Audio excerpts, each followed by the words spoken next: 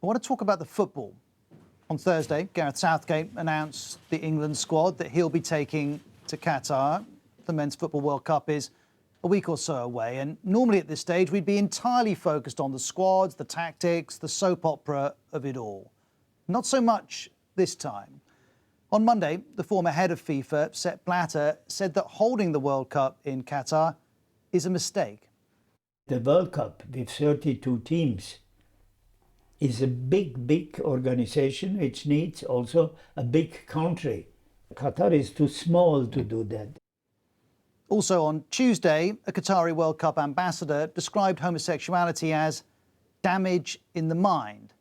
Qatar says everyone's welcome at the World Cup, but the furore has been growing this week, and one question keeps coming up.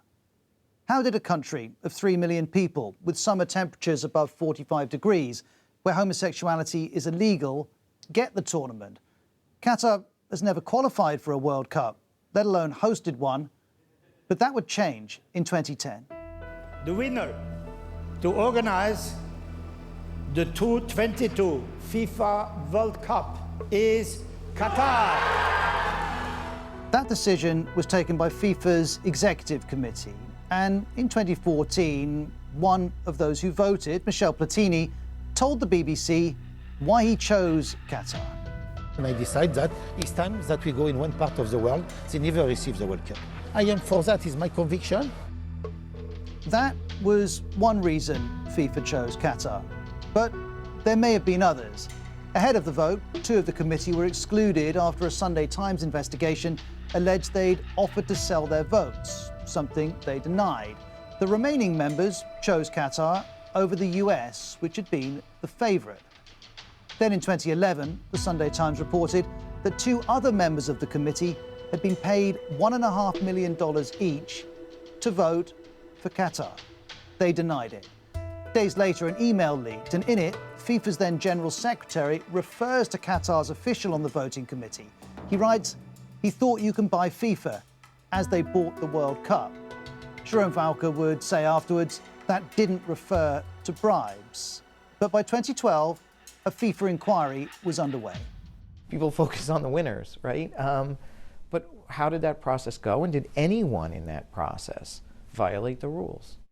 Now, that inquiry would conclude that the votes hadn't been bought, but it did find potentially problematic conduct of specific individuals as part of Qatar's bid. And by this point, it emerged the FBI had been investigating FIFA for years. In response to a US request in 2015, Swiss police carried out these dawn raids in Zurich, where FIFA's based. The FBI declared that undisclosed and illegal payments, kickbacks and bribes became a way of doing business at FIFA, though that wasn't a specific reference to Qatar getting the World Cup. We do, though, know that 11 of the 22 committee members who took this decision have, for various reasons, been fined, suspended, banned or indicted since then. 2 of them were convicted, but not in connection to Qatar. And 12 years on from the vote, Qatar denies doing anything illegal or unethical. But this week, Sepp Blatter had more to say about this. Of course, it was also about money, he says. That's a reference to countries, not individuals. He hinted, without evidence, that a sale of French fighter jets to Qatar may have been eased by negotiations over the World Cup bid.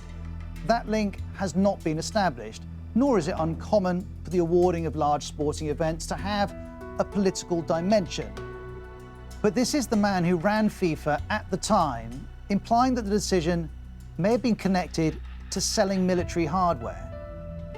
And we should also remember, as the BBC's sport editor Dan Rowan puts it, that Blatter's time in charge of FIFA became defined by corruption. And so, while FIFA and Qatar continue to deny doing anything wrong, the players are preparing to travel to the tournament, and questions remain about why it's being held in Qatar.